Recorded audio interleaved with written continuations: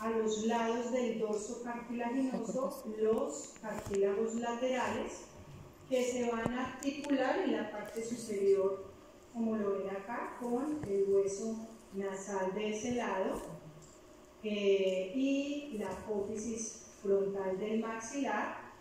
En la parte inferior, el borde superior del cartílago alar y medialmente con el cartílago septal. Estas son como las articulaciones que va a tener este cartílago lateral. El grosor de ese cartílago varía, es un poco más grueso en su articulación con el cartílago septal y un poco más delgado hacia la parte externa o lateral. Los dos cartílagos laterales, que son estos de tipo triangular, y el septal son los que realmente van a formar el dorso cartilaginoso. Los alares, como su nombre lo indican, van a formar principalmente las alas de la nariz. El cartílago alar, como les decía hace un rato, define la punta nasal del ala nasal, va a permitir, mantiene la permeabilidad de la entrada en la fosa nasal. Entonces, fíjense ustedes, los niños cuando tienen dificultad respiratoria, ellos tienen aleteo nasal y controlan esa apertura y ese cierre para que les entre más aire. Pues si yo tengo unas narinas muy cerradas, pues la entrada también se me dificulta y pues controla la permeabilidad, pero acuérdense que tenemos en la parte interna otros elementos que van a permitir o no ese flujo de aire adecuado para que llegue con las características hacia el pulmón. Tiene dos partes, una pars medialis, que es la que contacta con el tabique en su parte inferior, y tiene dos partes laterales que es la parte que se va a articular con el cartílago lateral superior.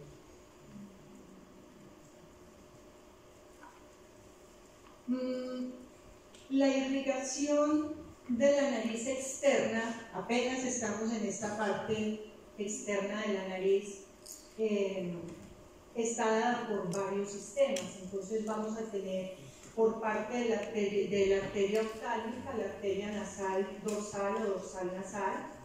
Vamos a encontrar también por parte de la etmoidal anterior, la arteria nasal externa.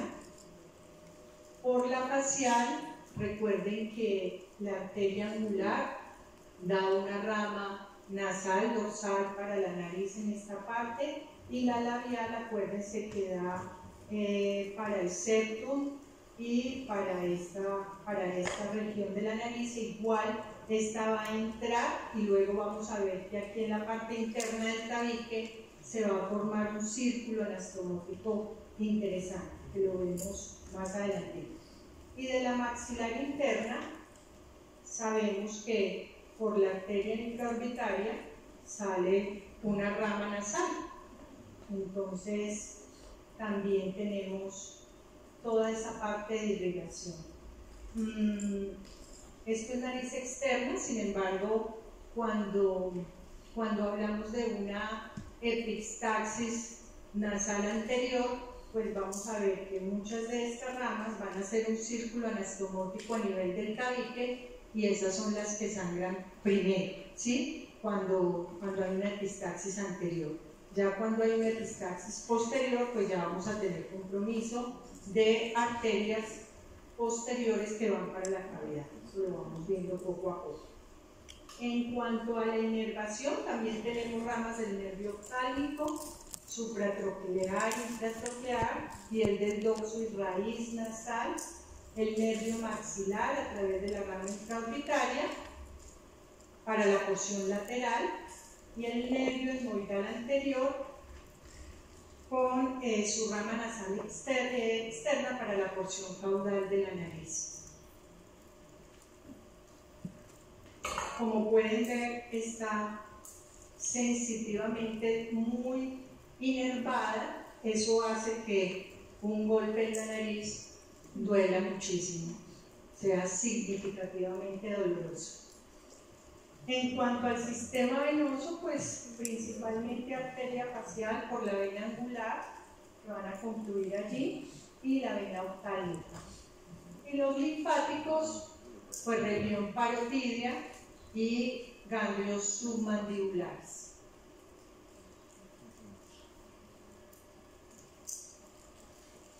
Ahora sí, entonces vamos a adentrarnos a esas cavidades nasales.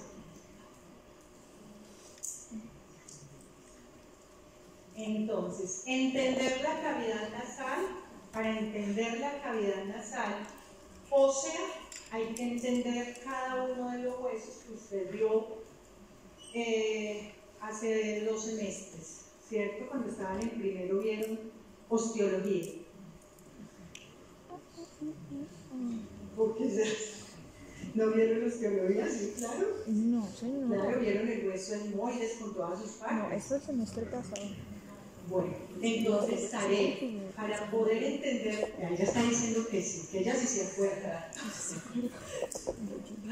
Vea, para uno entender cavidad orbitaria, para entender fosa craneal anterior, para entender cavidad nasal, hay que saberse cómo van esos huesos en la cara. Entonces, cuando ustedes miran el hueso etmoides, todo el mundo conoce una balanza, ¿cierto? Pero pues no la balanza que viene ahora digital, ¿no? La balanza de la justicia, ¿listo? Que tiene una línea central, una que sale acá arribita, y luego de ahí pende una horizontal, y de ahí caen como unas cadenitas con unos soportes. Entonces, usted imagínese que el hueso etmoides es así. Y esa es la única forma de que lo pueda entender. Y ya vamos a ver por qué. Entonces, miren, el etmoides es un hueso súper especial porque el hueso etmoides va a formar parte del tabique como parte, o sea, de la cara medial de la cavidad nasal, como parte del techo, como parte lateral. Entonces, si uno entiende el hueso etmoides, va a entender muy bien la cavidad nasal. Entonces, no voy a conectar este aparato para escribir, pero podemos pensar en un hueso etmoides así. Bueno, este tenía el tabique desviado. Bueno, lo voy a mirar de frente.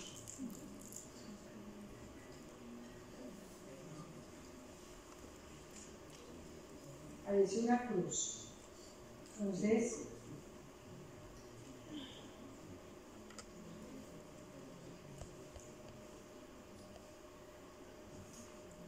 es difícil con este mouse, no conecté la tableta, son los dibujos.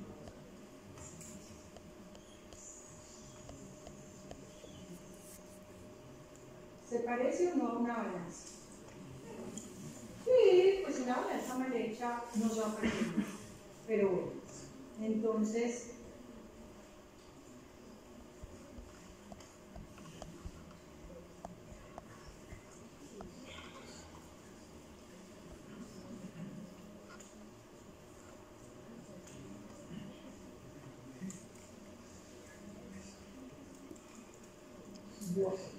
miren, ¿qué quedará cabello?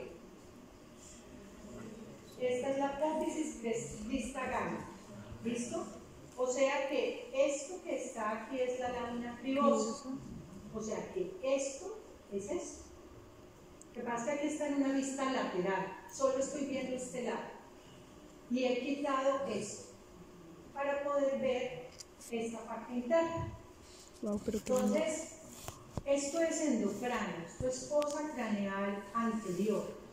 Aquí queda la apófisis crista galli y aquí tenemos la lámina cribosa, o sea que esto es la parte de la lámina cribosa. ¿Qué hemos quitado?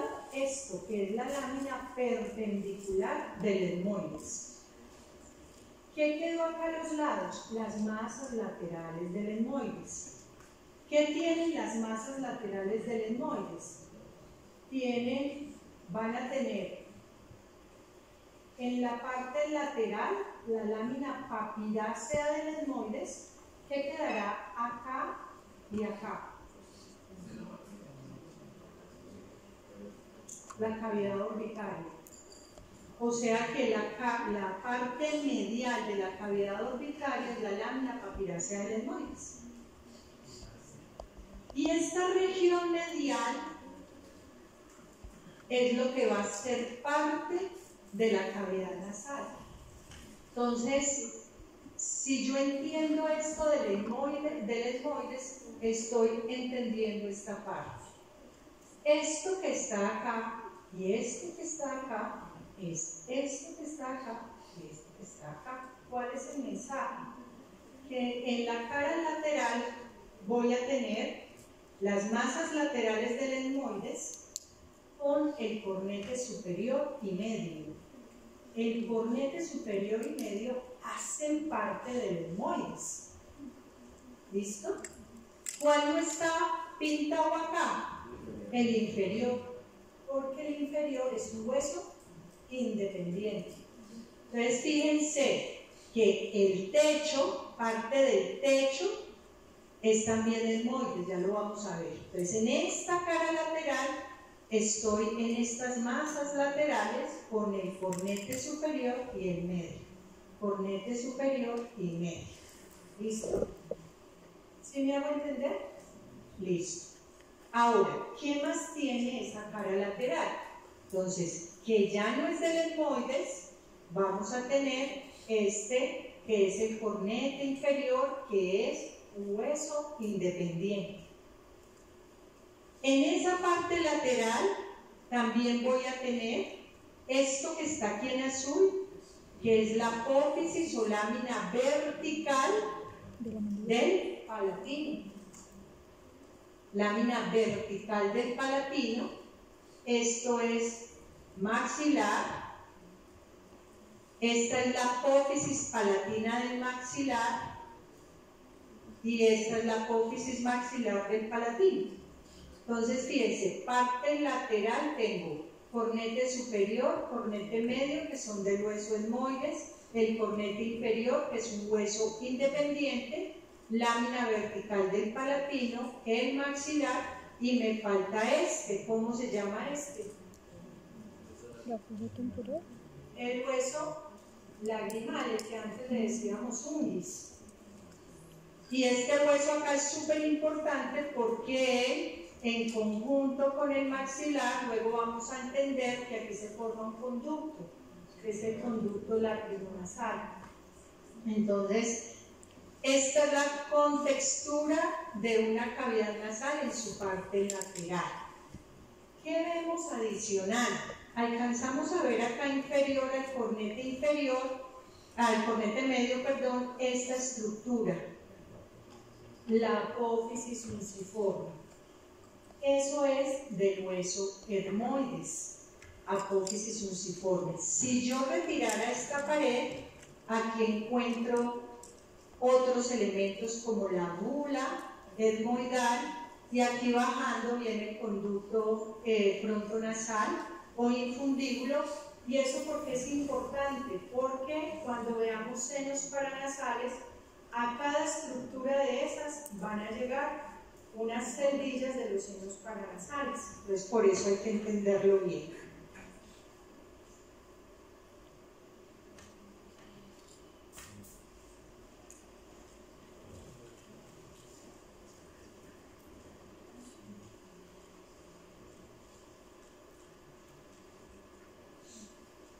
El maxilar, el lagrimal, el cornete inferior, la lámina vertical del palatino.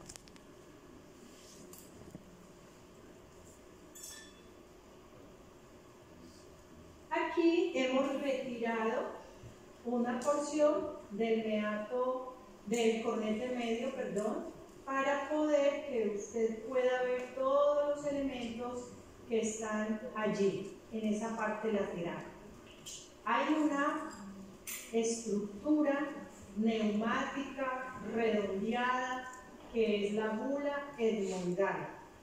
En esta bula etmoidal desembocan las celvillas medias, o sea, los senos etmoidales medios.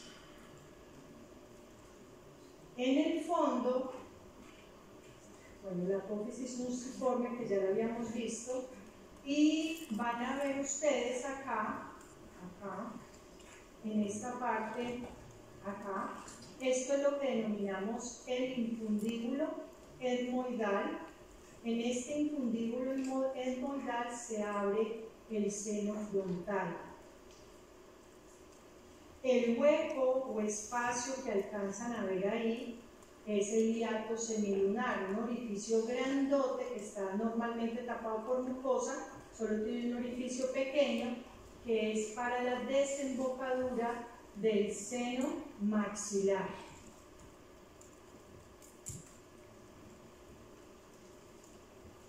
Las celdas etmoidales posteriores que están a este nivel, pues van a drenar al meato superior. Por encima del cornete superior voy a tener un espacio pequeño,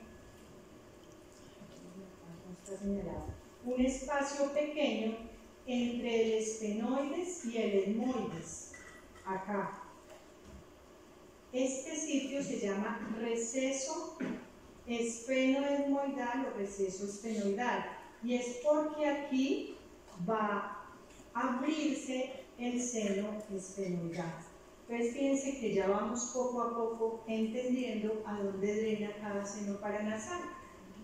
Entonces, el esfenoidal, al receso esfenoetmoidal, las celvillas etmoidales posteriores al meato superior, las medias a la bula, las celvillas etmoidales medias, el seno frontal al infundíbulo etmoidal, y el hiato semilunar es en el meato medio. Aquí todos estamos en el medio. Y ahí las celvillas, el seno maxilar. Si miramos, estamos en la cara lateral, o sea que esta cara lateral que tenemos acá es igual a la cara lateral del otro lado. Ahora nos falta la parte central. En la parte central tenemos el tabique. Y aquí, entonces, si vemos ¿qué es esto? La apófisis crista galli, aquí, la lámina activosa, esto, lámina perpendicular del etmoides, y este, el vómer. Entonces, en el tabique vamos a tener una parte ósea que está conformada por la parte media de los huesos nasales. Voy a tener acá la parte del etmoides, la lámina perpendicular y el vómer. Y fíjense que se está articulando con el cartílago septal. Esta es la parte cartilaginosa y esta es la parte ósea. Esta lámina perpendicular del etmoides, acuérdense que se va a articular con la cresta palatina del hueso maxilar y la cresta maxilar del hueso palatino. En la parte superior está el cuerpo del esfenoides, el seno del esfenoides, ¿y esto qué será? ¿Qué es? La silla turca. Por eso los abordajes quirúrgicos para tumores hipofisiarios hoy en día los hacen vía nasal, porque queda más directo. Entonces, por supuesto, es un trabajo multidisciplinario, donde está el otorrino y llega hasta lo que le corresponde en la nariz, y luego el neurocirujano hace lo pertinente con lo que le corresponde. Pero miren el abordaje, que es muy directo cuando se hace a través de la fosa nasal.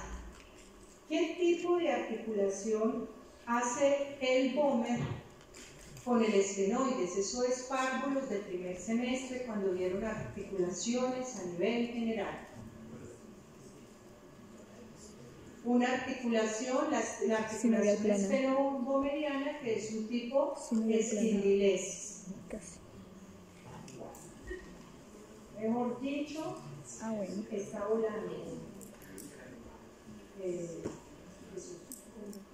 Lámina perpendicular, el gómez. ¿Qué quedará acá en la parte posterior? Aquí, ¿habrá?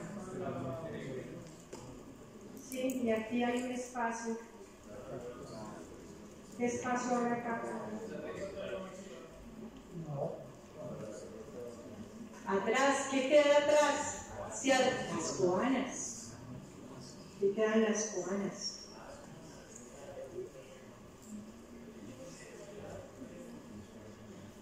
El techo de la cavidad nasal, los huesos nasales, el hueso proctal, el etmoides y el esfenoides, el cuerpo del esfenoides. El piso, la apófisis palatina del maxilar, la espina nasal anterior, aquí vemos las dos crestas donde se inserta, se articula el vómer, la apófisis horizontal de los palatinos. Acuérdense que el palatino tiene forma de L, así y así. Entonces, lo que veíamos en la cara lateral es la lámina vertical y lo que vemos en el piso es la lámina horizontal.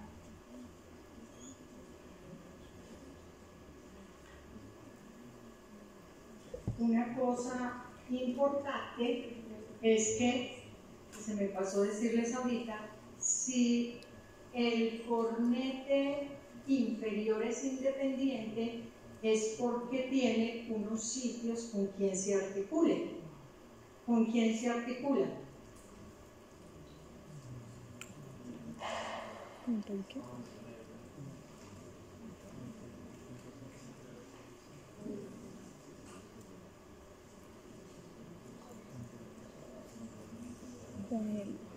Entonces, voy a tener unas crestas que son las crestas turbinales. Entonces, tengo una cresta turbinal anterior que está conformada por el maxilar y la parte inferior del hueso lacrimal, y en la parte posterior voy a tener la lámina vertical del palatino, y uno ahí ve las dos cresticas turbinales para poder articularse el cornete inferior. Bueno, en la cavidad nasal, esto era lo que vimos hace un rato, era la parte ósea, ¿cierto? La parte ósea aquí está cubierta por mucosa. En el examen a muchos les valí, no pusieron el pliegue como tal, pues obvio estos cadáveres que están ahí están terribles. Entonces algunos ahí, pues uno al menos les vale media preguntita, pues sé que estaba en el pliegue, ¿cierto? Aunque a veces le había puesto que fibras de yo no sé qué, bueno, pero ahí se les valió como parte hasta la risa. Pero sí se les valió algunas cositas por especificidades que uno tiene en cuenta cuando está revisando. ¿Listo? Por ejemplo, lámina cuadrangular, pues uno les vale ahí medio puntico, porque pues sí, si uno se pone a pensar en la lámina cuadrangular, tiene dos bordes libres, uno que es el pliegue aritenoepiglótico en esta parte, en los ligamentos aritenoepiglótico, el otro ligamento vestibular. Entonces digamos que uno dice, bueno, entonces alguito se les valió ahí, ¿no? Aquí estos cornetes, este es el superior, este es el medio y este es el inferior. Aquí este está cubierto por mucosa. ¿Listo? Las cavidades nasales inferior a cada cornete tienen un espacio y esos espacios se llaman los meatos. Entonces voy a tener un meato superior, un meato medio y un meato inferior. uno pensará que ese espacio es pequeño, pero realmente ahí hay estructuras, como lo vimos con el cornete medio, que es el que más estructuras tiene, que si yo levantara allí, voy a encontrar varias cosas. Entonces, meato superior, meato medio y meato inferior. Como en el centro tengo el tabique, algunos textos van a decirles que existe un meato común, y el meato común es simplemente como la convergencia cuando sale este y este hacia la parte central. Entonces ese será el meato común. Acá hay una lámina que no lo muestra. Recuerden que en la cavidad nasal vamos a tener una región respiratoria y una región olfatoria. Si ustedes dividen esto en 3 tercios, la región respiratoria es aproximadamente 2 tercios y la región olfatoria, que es lo que me imagino que los órganos de los sentidos muy dedicadamente, es el tercio superior. ¿Listo? Que ya estudiaron este fin de semana, o sea que eso está pues ahí volando. El vestíbulo es esta región que es de epitelio escamoso, que es la entrada a las fosas nasales. Es como si la piel se desdoblara hacia adentro y está cargada de folículos pilosos especiales que llamamos vibrices. Lo demás va a tener un epitelio respiratorio, que ¿de qué tipo es? Estratificado, pseudoestratificado, cilíndrico, ciliado. ¿Y es por qué? Porque tiene que llevar el aire al pulmón calientico, limpio y humidificado. ¿Listo?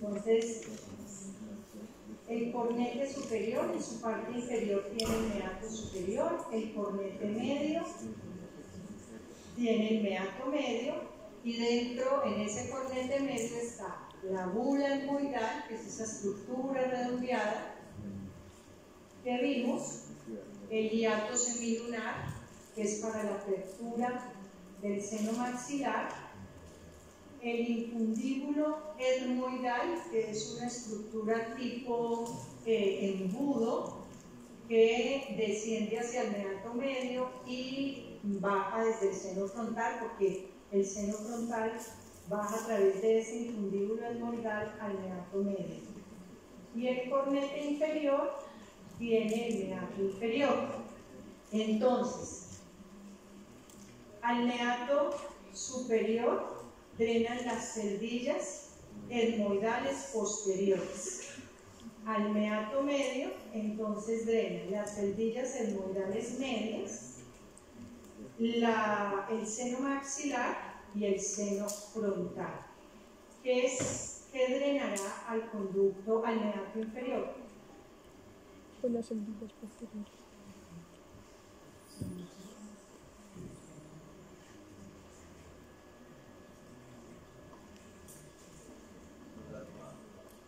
El conducto lacrimonasal.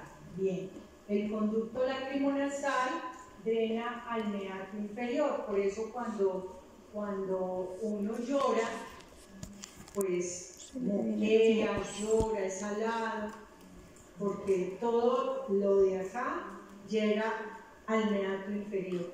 El otro día mostraban en un programa a alguien que hacía pintura inyectándose por la nariz, se metía la pintura y salía por el agujero lagrimal y hacía un cuadro.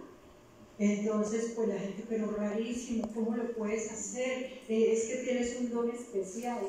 No, es que hay una comunicación entre la nariz en el meato inferior con todo el conducto. Entonces, para que vea gente extraña. Conducto lacrimonasal.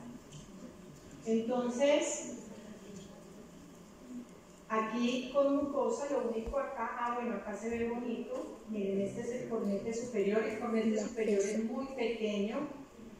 No pretendan verlo en los cortes sagittales que hay allá, pero el medio del inferior siempre se ve. Cuando se ve bonito el superior, pues uno se los muestra. Hoy que estábamos montando la práctica y parte el viernes, estábamos mirando a ver qué se veía bonito para montarles la práctica y que lo pudieran ver.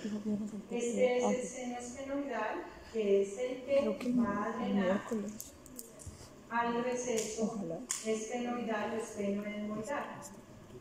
Esto es parte del molde, de aquí pues está el esfenoide. Se abre a ese receso. Aquí es el meato medio y aquí el meato inferior. Entonces,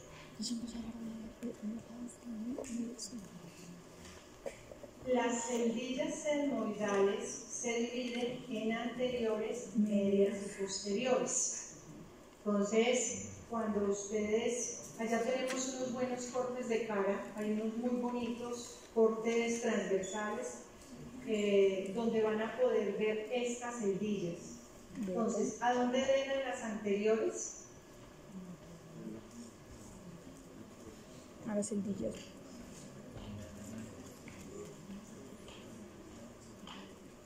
¿A dónde dijeron las anteriores? Al medio. Las medias, al medio. Las posteriores, al superior. Muy bien. Aquí estamos levantando el cornete medio para poder ver los elementos que están allá abajo. ¿Esto qué es?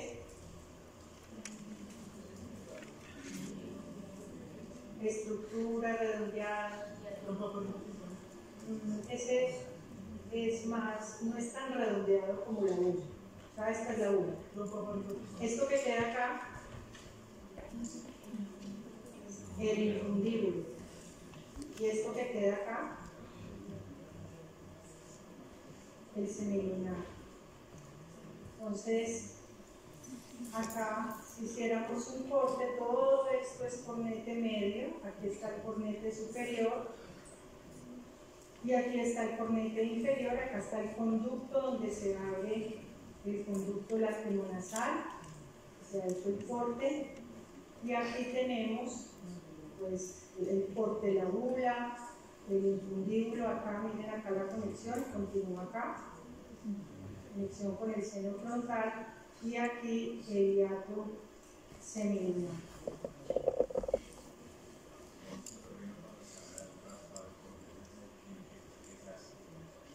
Lo que pasa es que en la submucosa se hacen hipertrofias, o sea, se forma tejido adicional.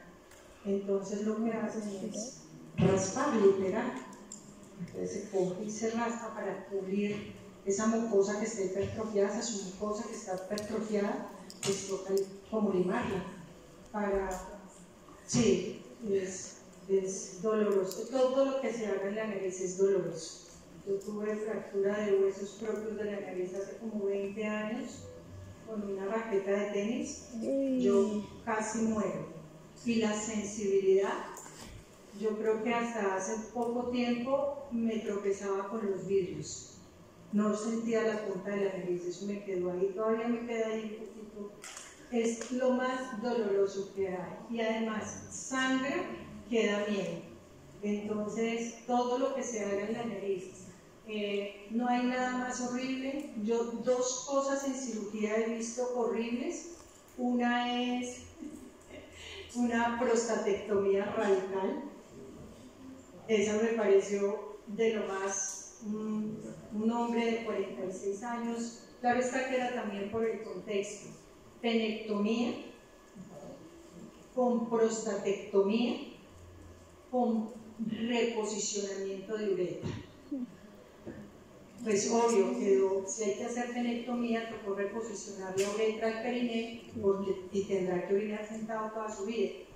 Pero eso y la rinoplastia con osteotomía, eso me pareció terrible.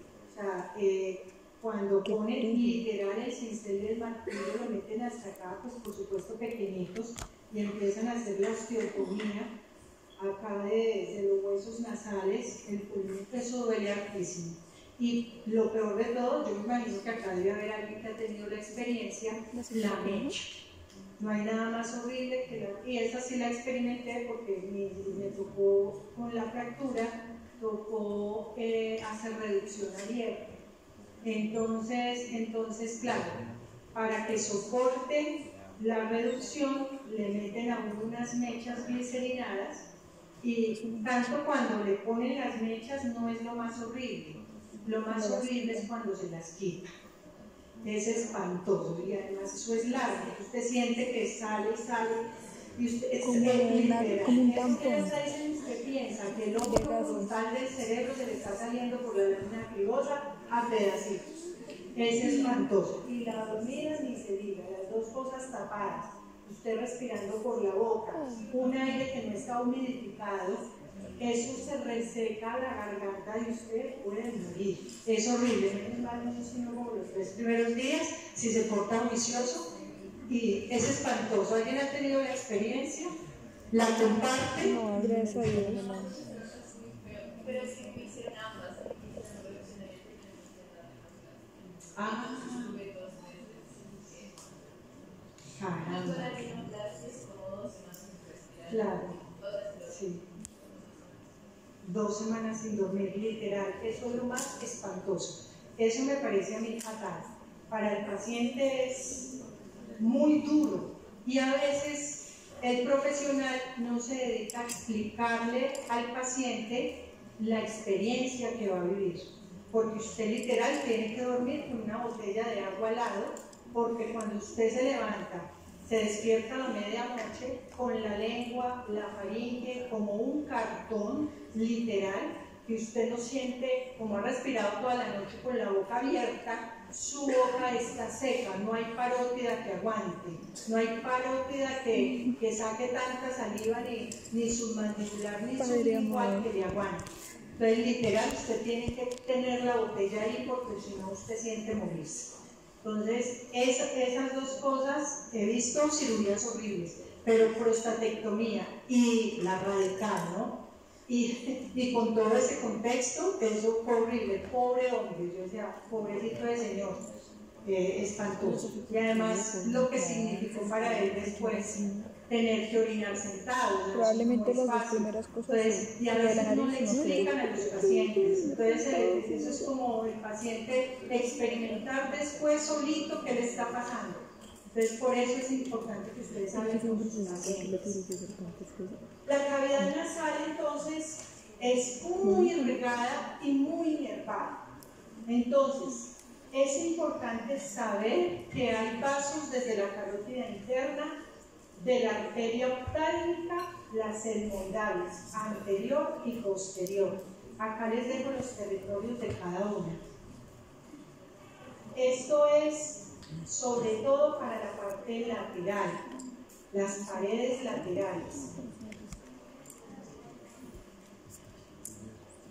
Por la carótida externa, la arteria maxilar interna, la arteria esfenopalatina, es como la rama terminal de la carótida de la maxilar interna, también para la parte lateral y para la parte septal.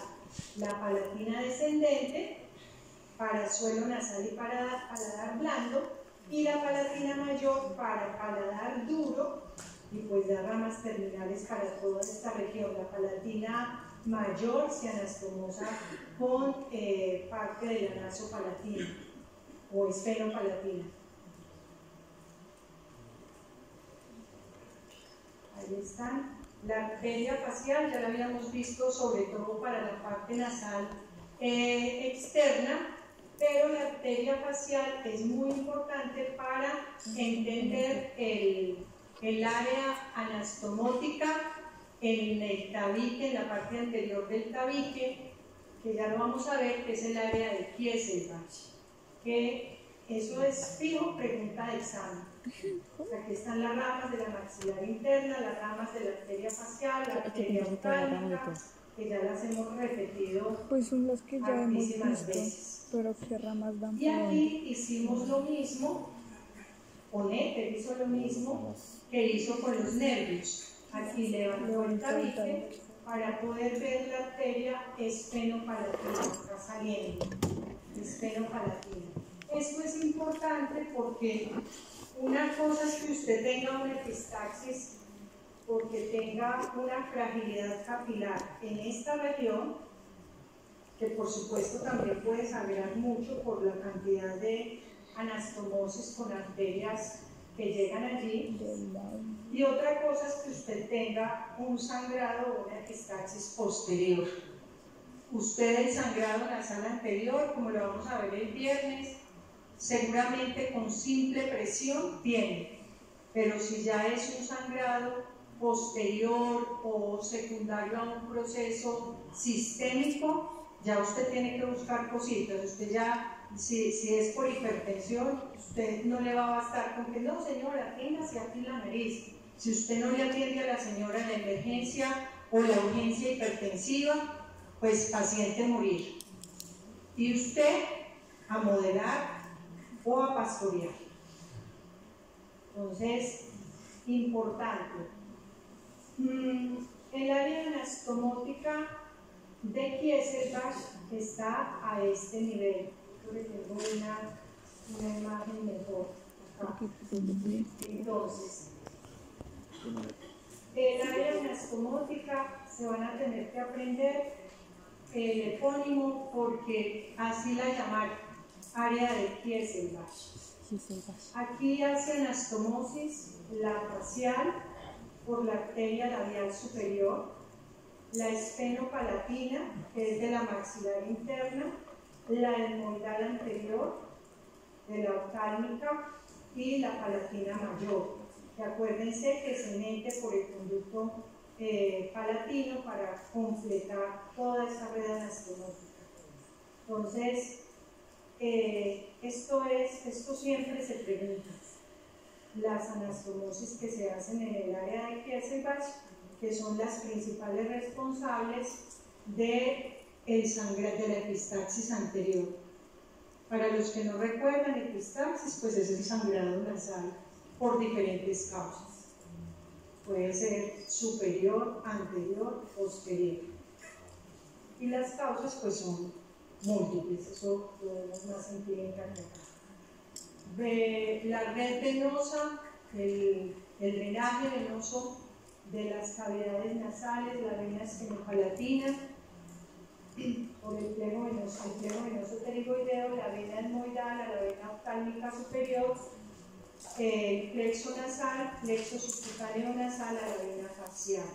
Esto explica por qué tenemos varias comunicaciones por las que pueden llegar hacia sistema nervioso central diferentes infecciones desde la cavidad nasal, por ejemplo, una simple otitis media en un niño que tiene la tuba en una posición diferente puede hacer que migre una otitis media y generar una meningitis. Entonces, por eso es que es importante tener en cuenta estas conexiones. A nivel linfático, la parte anterior de la nariz, linfáticos de la piel, acuérdense que el dorso de la nariz iba hacia la parte parotidia, también los ganglios mandibulares, pero la parte de atrás, acuérdense que tenemos unas coanas, un tabique y una parte posterior, eso puede llegar a los plejos faríngeos y a los ganglios retrofaríngeos. Entonces, acuérdense de lo que siempre el doctor les enseña, del espacio peligroso, el espacio retrofaríngeo con abscesos, a veces cosas que pasan a nivel faríngeo y que pueden llegar al mediastino. Entonces, nunca se les olvide siempre pensar en las cosas que pueden ocurrir, las cosas fáciles, o sea, no piensen siempre en lo más difícil. Esas cosas han cambiado, pero lo que les digo, si usted está acostado y escucha un trote en Colombia, usted no dice es una cebra, usted dice es un burrito o un caballo, ¿cierto? Usted ahí acostado en su casa, allí, no va a pensar que la cebra vino desde África a trotarle al pie de su ventana. Puede pasar, hay cosas raras, uno no dice que no, pero primero descarte lo que es común. Por eso es importante la epidemiología, tener en cuenta la prevalencia, la incidencia, las enfermedades que no les gusta, yo sé que no, eso no les gusta mucho, pero hay que hacerlo, porque ahí es donde usted tiene que pensar en lo más posible. Si ya descartó lo más común, pues ya empiece a buscar qué otra cosa puede tener esa persona. Ustedes miren acá las vías, miren, tremendo esto. Pero a veces no lo consideran, se les olvida toda la anatomía. ¿10 de la mañana ya? ¿Ya? ¿Estoy pasada? Faltan 7, sí, van a ser las 11. El mensaje venoso, lo que pasa es que aquí básicamente lo que están mostrando, o sea, no es, lo que pasa es que esto puede comunicarse al seno cavernoso, o sea, como las vías de acceso que tienen, por ejemplo, a endocranial, y aquí por supuesto, mira, aquí hacia la labial, lo que pasa es que a través de venas esfenopalatinas puede migrar hacia el plejo venoso perioideo, sensibilidad general, nervios termorales anterior y posterior, nervio infraorbitario, alveolar superior y anterior, ramas del ganglio pterigopalatino, porque pues ya saben que hay unas glándulas nasales, nervios nasales posteriores superiores, laterales y mediales, el nervio nasopalatino, el nervio palatino mayor, ramas nasales póstero inferiores, para las glandulitas, nervio del canal pterigoideo, eso ya sensibilidad general y especial. Esta imagen ya la hemos visto muchas veces, esta también, esto lo vieron con el doctor Caro, no me voy a detener en olfatorio. Y ahí está la parte simpática y la parte parasimpática.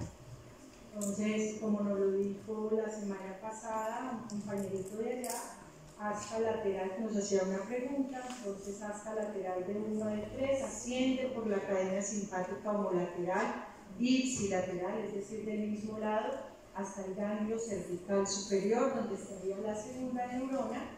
Las fibras posganglionares pasan al plejo carotídeo externo e interno, que es la vía por donde viajan.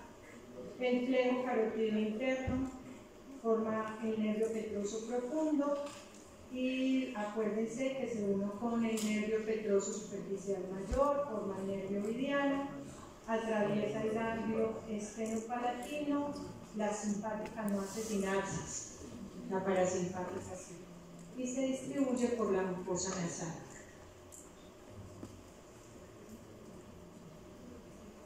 La parte parasimpática, ya también lo hemos dicho varias veces, se origina en el núcleo del facial, se dirige hacia el ganglio geniculado, se une al nervio petroso superficial, forma el nervio mediano. En el ganglio esfenopalatino hace la sinapsis, Yo no me acuerdo por simpática y las fibras postganglionares son las que se van a repartir hacia la cavidad a través de los nervios nasales, posterior superior, posterior inferior, nasopalatino y el mismo palatino.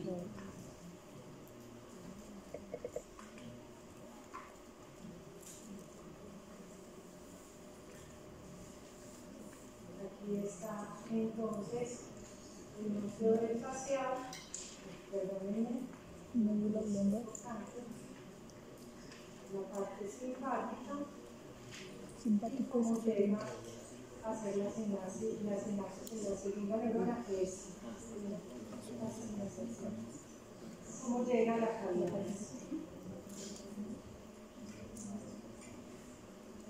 Yo creo que dejemos ahí, nos falta un poquito, que son solo senos paranasales.